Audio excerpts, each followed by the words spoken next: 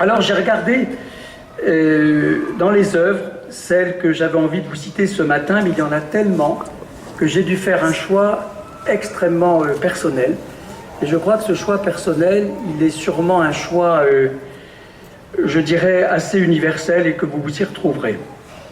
Alors quand on cite l'œuvre d'Henri Dutilleux, ce sont plus d'une trentaine d'œuvres majeures.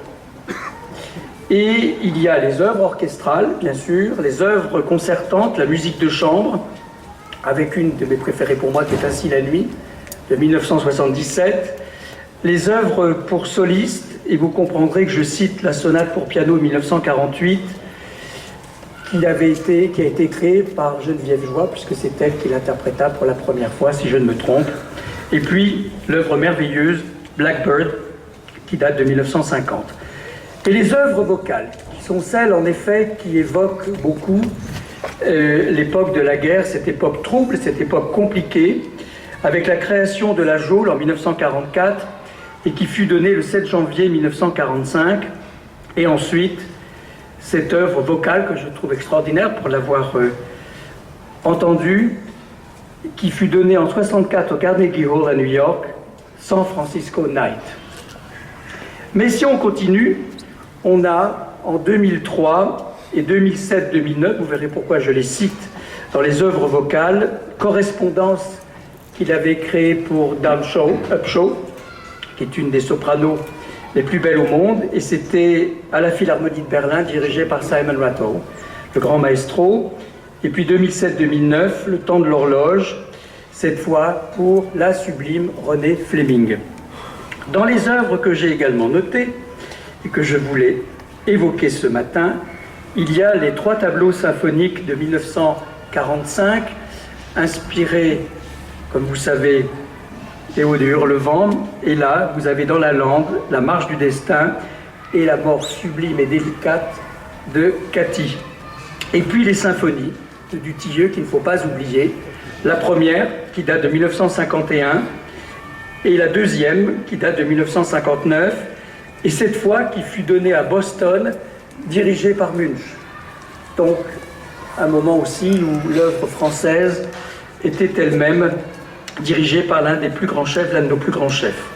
La nuit étoilée, d'après Van Gogh, 1978. Le mystère de l'instant, 1989, et cette fois c'était, si je ne me trompe, donné à Zurich. Mais si nous revenons et que nous partageons dans le temps, je l'ai dit tout à l'heure, Shadows of Time, 1997, orchestre et voix d'enfant, Boston, dirigé par le grand Seiji Ozawa. Et 1970, je reviens un petit peu en arrière, et vous allez comprendre pourquoi dans cet arrondissement en particulier, puisque nous sommes à quelques mètres de l'hôtel de Lausanne, qui est juste derrière ici, cette maison, eh bien la commande du grand Rostropovitch, et je crois qu'il y a sa secrétaire particulière qui est là ce matin, je ne sais pas où vous êtes, mais je suis sûr que vous êtes là, puisque vous aviez promis de venir, eh bien la commande de Rostropovitch était d'après les poèmes de Baudelaire, comme vous savez, toutes et toutes, et si vous ne le savez pas, Baudelaire habita dans les combles de l'hôtel de Lausanne, où il avait d'ailleurs, je crois, le goût des paradis artificiels. 1985, concerton pour violon, L'Arbre des songes, commande cette fois de l'Orchestre national de France que dirigera Isaac Stern.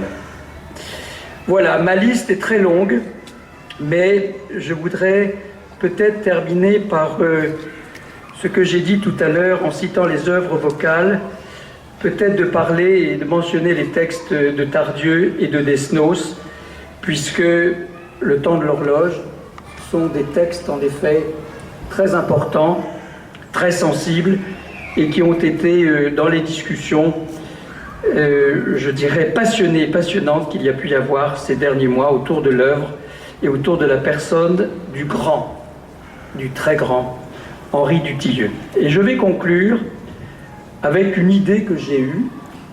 Si Henri Dutilleux et Geneviève Joix nous entendent, je pense qu'ils nous diraient peut-être, en pensant à Baudelaire, dévoilez cette plaque et enivrez-vous.